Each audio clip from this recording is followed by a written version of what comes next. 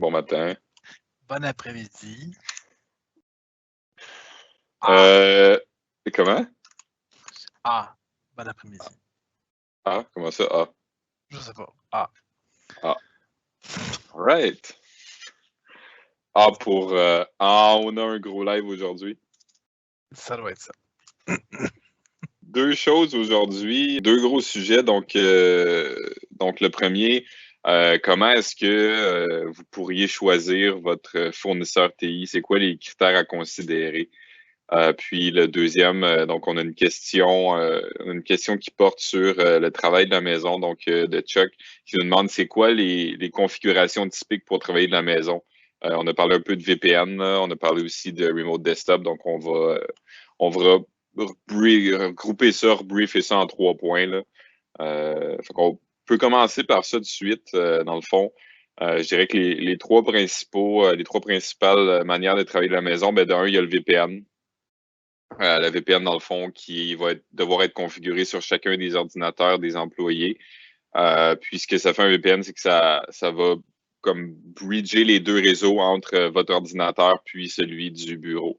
Le danger avec ça, c'est que si on se connecte à partir d'appareils, par exemple un PC de domicile, là, un PC régulier, que ce PC-là est infecté, qu'on ouvre une connexion VPN vers le bureau, ben, il y a de grandes chances que ça infecte aussi le bureau. Donc, il faut être sûr que les appareils soient bien configurés, réglementés, sécurisés. Donc, souvent, on va conseiller quand les employés ont déjà des portables de compagnie. Donc, cette solution-là peut être une bonne solution. Si on veut se connecter à partir d'appareils de la maison, ben, il y a toujours la possibilité du Windows Virtual Desktop ou du Remote Desktop Connection. On a fait une capsule complète là-dessus. Donc, ce qu'on fait, c'est qu'on va héberger un serveur virtuel qu'on va connecter aux ressources requises. Puis, à partir de là, ben, ce serveur-là, lui, il va être sécurisé. Donc, on peut permettre la connexion d'appareils qui sont moins certains. Donc, on parle de iPhone, tablette, d'ordinateur de la maison, là. Le device qui est au bout avec lequel on se connaît a plus ou moins d'importance parce que la sécurité va être vraiment faite sur le serveur.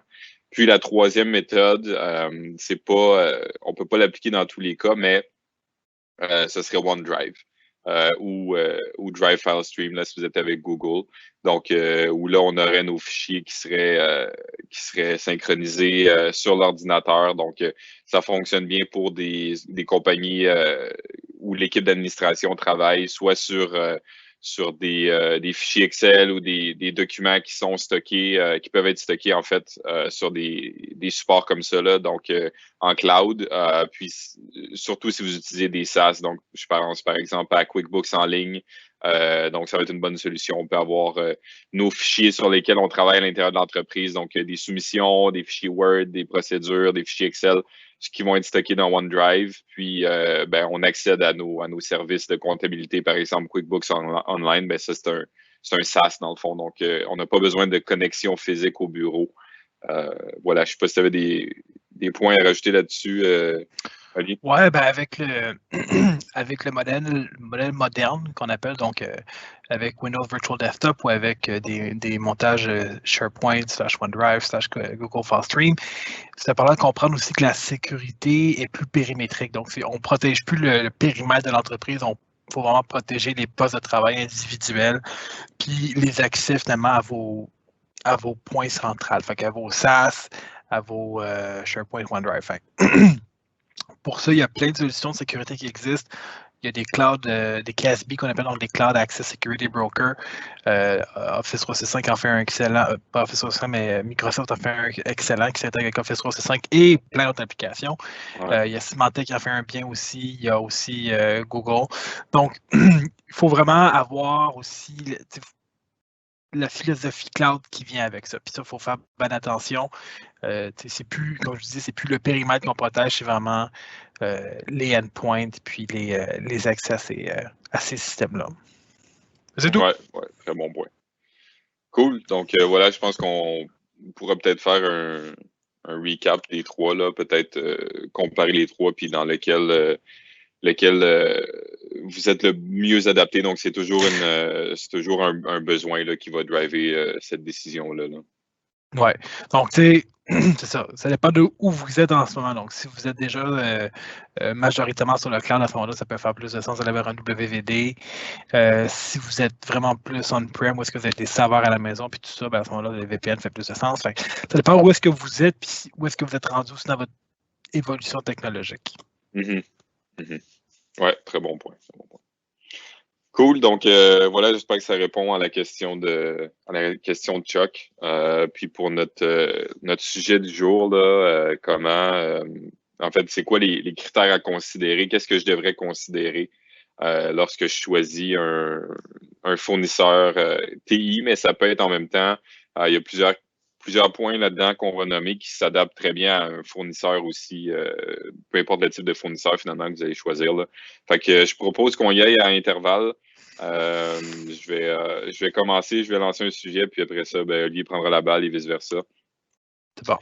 Donc, premièrement, moi, la première chose que je tiens à dire, c'est que tout le monde là, va miser sur la qualité, sur la rapidité du service. Donc, c'est une chose à considérer, oui. C'est effectivement probablement l'élément qui va vous amener à considérer un fournisseur en premier, mais c'est important que ce soit défini. Quand je dis défini, ça veut dire que est-ce que j'ai des SLA ou des SLO, donc Standard Service Level Agreement puis Service Level Objective. C'est beau que mon fournisseur réponde au téléphone. Est-ce que c'est quantifié ces appels-là? C'est-à-dire que si j'ai un problème, est-ce que je suis certain que mon fournisseur va me répondre en 15 minutes, 30 minutes? Puis, est-ce que le problème va être réglé en, je sais pas, 4 heures, 8 heures? Donc, c'est quoi qui est défini avec votre fournisseur? Très important à définir finalement. Là. Si vous n'avez pas ça avec votre fournisseur, ben, je vous recommande d'avoir la jasette avec lui puis de voir un peu les autres fournisseurs ce qu'ils offrent. Pour moi, ça, c'est un must. Ça peut pas être juste du nez en l'air puis dire je vais me fier à ce qu'ils répondent au téléphone. Juste clarifier aussi, Mathieu, la différence entre un SLA et un SLO. Un SLA, Ouais. c'est Service Level Agreement, donc il y a généralement des pénalités financières qui sont associées avec ça, donc s'ils sont dépassés, alors qu'un SLO, c'est un objectif, donc il n'y a pas nécessairement de pénalité. Donc, on va essayer de répondre à votre ticket, mettons, à l'intérieur de 24 heures. Ça serait un SLO, ou si on répond à votre ticket dans 24 heures, puis si on ne le fait pas, à ce moment-là, il y a des pénalités financières qui s'appliquent pour le fournisseur de service. Donc, ça, c'est la différence majeure entre un SLA et un SLO. Ouais, très bon point. Donc, ça, c'était pour la rapidité. Pour ce qui est de la qualité, bien évidemment, faut d'abord être sûr que l'équipe au bout est compétente. Donc, on peut demander des références, ça se fait bien. Il y a aussi les certifications. Donc, on parle beaucoup de sécurité, on parle beaucoup de networking, de réseau, il y a des certifications aussi. Donc, n'hésitez pas à demander à votre fournisseur, là, c'est quoi, qu'est-ce qui fait que tu es qualifié, qu'est-ce qui fait que l'équipe en arrière est compétente.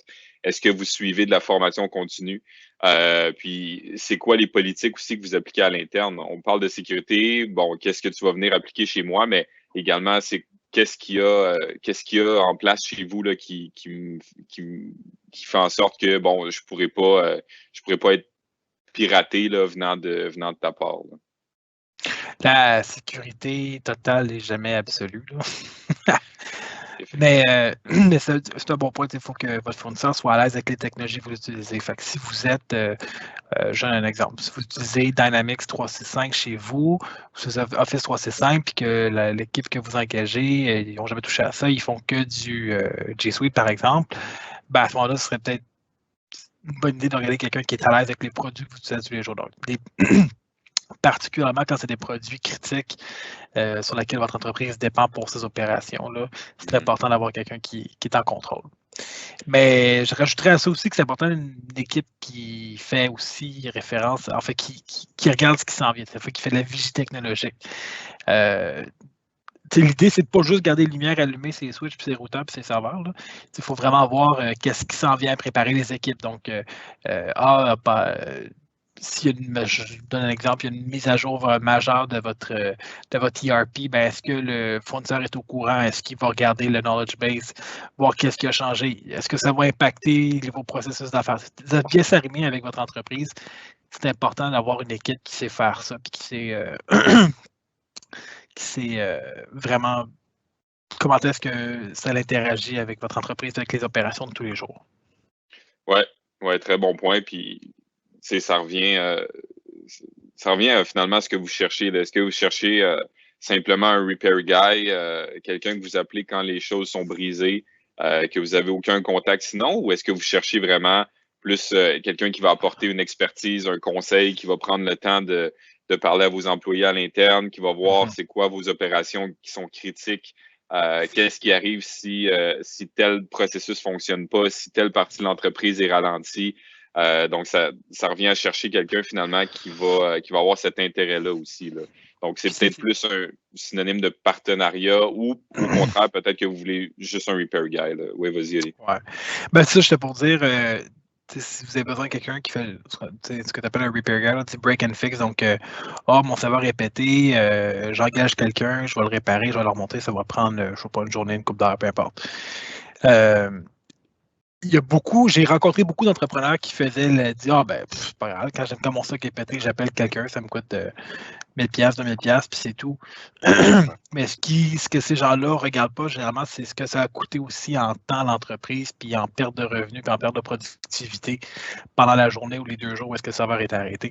Donc, ça a un coût immédiat quand on a une panne, mais ça a aussi un coût sur le long terme. C'est-à-dire que s'il y a des améliorations qui existent, qui peuvent vous faire sauver de l'argent à votre entreprise, ben vous passez à côté de ça quand vous n'avez pas quelqu'un qui est expert avec vous. Donc, c'est super important d'avoir quelqu'un qui connaît son affaire et qui a vraiment l'œil sur la vigie technologique. Fait que non seulement ça peut vous faire sauver mais ça va vous faire sauver des coûts à long terme, c'est sûr et certain. Mais en plus, vous avez aussi une paix d'esprit qui, si jamais il y a quelque chose qui arrive, ben, j'ai une équipe qui est en contrôle, qui sait exactement les impacts de chaque opération, de chaque mouvement de ce que mon système informatique fait. Ouais, parce que donc, c'est arrivé dans le passé où est-ce qu'on voit une entreprise, où est-ce que j'ai vu une entreprise, un de nos clients, il y a eu un dégât d'eau, finalement, fait que l'équipement a arrêté. Mais tu sais, nous sachant ce qui était prioritaire pour l'entreprise, on peut dire, à ce moment-là, OK, oui, on va redémarrer telle partie de l'infrastructure tout de suite pour que cette partie-là de l'entreprise puisse commencer à travailler. Donc, c'est des décisions comme ça qui font que le downtime, puis la perte de revenus est moins grande que si vous embauchez quelqu'un sur le bord de la rue, direz chose, viens-t'en ici. Puis ça ne veut pas dire que vous allez trouver quelqu'un qui est disponible à ce moment-là non plus. Hein. C'est pas parce que vous avez une urgence que lui est nécessairement, tout le monde est nécessairement disponible pour faire le travail que vous allez accomplir. Donc, quelque chose à garder en tête aussi. Ouais, puis c'est ça, ça revient à ce qui est de la compatibilité entre vous, là, ce que vous recherchez. Quelqu'un qu'on va engager aussi comme ça spontanément, ben il faut penser aux enjeux qui sont plus business aussi, c'est-à-dire tu l'as bien nommé là, dans le cas du dégât d'eau, mais est-ce que j'ai un plan de continuité d'affaires? Est-ce que j'ai un disaster recovery qu'on appelle? Quelqu'un que vous engagez temporairement ou juste au besoin n'ira pas nécessairement faire ce genre de vigie-là, de dire, ben, je participe à ces discussions d'affaires-là, de dire, t'as peu, là, niveau technologique, là, si demain on a un dégât d'eau, ben, ce processus-là va être arrêté, la production va en manger un coup, il va y avoir des coûts rattachés à ça, peut-être qu'on devrait miser vers ça. Oui, tout à fait. Un autre point, Matt, qui est important quand on choisit un fournisseur TI, qu'est-ce que tu peux nous dire? Ça reste toujours dans les valeurs, là, donc puis ça, on l'a vu souvent, c'est quelqu'un qui parle le langage, c'est quelqu'un qui va comprendre les douleurs, les pain points, qui me verbalisera pas. Ah oui, on va monter un OpenVPN qui va parler à un Nutanix. Après ça, ça va se diriger dans des NAS ou dans des SAN. Écoute, l'entrepreneur, lui, a des enjeux de business à regarder. Ça prend quelqu'un qui est capable de faire la juste translation là, en tête, là, le mot anglais. Donc, il y a la traduction entre les deux, de dire OK, je comprends ton bobo, je comprends ton besoin. Puis après ça, s'il faut parler technique avec l'équipe en arrière, oui, il faut que ça se fasse, mais en même temps, je pense que c'est important d'avoir un fournisseur qui est capable de parler le langage business aussi. Je pense que ça va même plus loin que ça, Matt. Il faut avoir une entreprise qui fit avec les valeurs de l'annonce. Je sais qu'à nous, quand toi et moi, on choisit un fournisseur pour différents produits, on veut s'assurer que c'est quelqu'un avec qui on a un fit. Au niveau de la personnalité, au niveau de des valeurs d'entreprise. Si nous autres, on n'est pas, on a nos valeurs à nous. Puis nos partenaires font vraiment, c'est une extension de nos valeurs. Puis ça, c'est un autre point qui est vraiment important quand vous choisissez un fournisseur TI, c'est d'avoir quelqu'un qui a un bon réseau de partenaires. Fait que des partenaires qui ont été choisis, triés sur le volet. Là. Fait que, je pense à nous autres ici, on est, on fait pas de voix sur IP, mais on a un réseau de partenaires qui fait de la voix sur IP, qui ont des valeurs similaires aux nôtres, donc qui mettent le client d'abord, qui comprennent la réalité des clients, qui vulgarisent les termes techniques, puis qui sont capables de représenter en vraiment valeur d'affaires les avantages de leur solution. Pareil pour du monde qui ont besoin de conception web, de marketing, de finance. On a tout du monde qui nous entoure, qu'on peut référer, mais qui correspond aux valeurs qu'on a. Donc, ça, je pense que c'est vraiment important. Puis, je dis des partenaires, là, c'est pas ça, j'ai parlé de marketing, de finance, c'est pas juste technologique. Tu dis, oui, je peux être on est partenaire Microsoft, on est partenaire VMware, whatnot. C'est pas juste technologique, c'est vraiment au niveau aussi affaires, parce qu'au fin fond de tout ça, on roule une business, vous en roulez les autres avec. Il y a, on se comprend là-dessus. Il faut qu'on puisse travailler ensemble, pas juste du point de vue technologique, mais du point de vue d'affaires aussi. Oui, puis ça passe aussi par, tu sais, moi, quand tu me dis ça, c'est le terme de croissance qui me revient, puis on l'a vu chez nos clients, on le voit aussi chez nos partenaires. Tu sais, une entreprise qui désire de la croissance, qui veut croître, ils vont faire des choix différents d'une entreprise qui a déjà un bon réseau qui est établi, qui veulent garder les mêmes opérations. Donc, les réalités vont être différentes. Puis les partenaires aussi technologiques là, vont être différents. Donc, est-ce que pour vous, c'est important que votre partenaire il puisse prendre la croissance? Si votre entreprise, à vous, d'ici 2 ans, vous allez doubler votre chiffre d'affaires, probablement que vous allez engager, probablement que vous allez donner plus de jobs à votre fournisseur TI, mais aussi à vos autres fournisseurs. Est-ce que ces fournisseurs-là sont capables de prendre cette croissance-là à l'interne? Ouais. Bon point. Voilà, ça fait pas mal le tour pour moi. Puis j'espère que ça a été intéressant pour vous. J'espère que vous allez pu tirer de la valeur de ça. Donc, nous autres, on se revoit demain. Ça marche. Bye bye. Salut.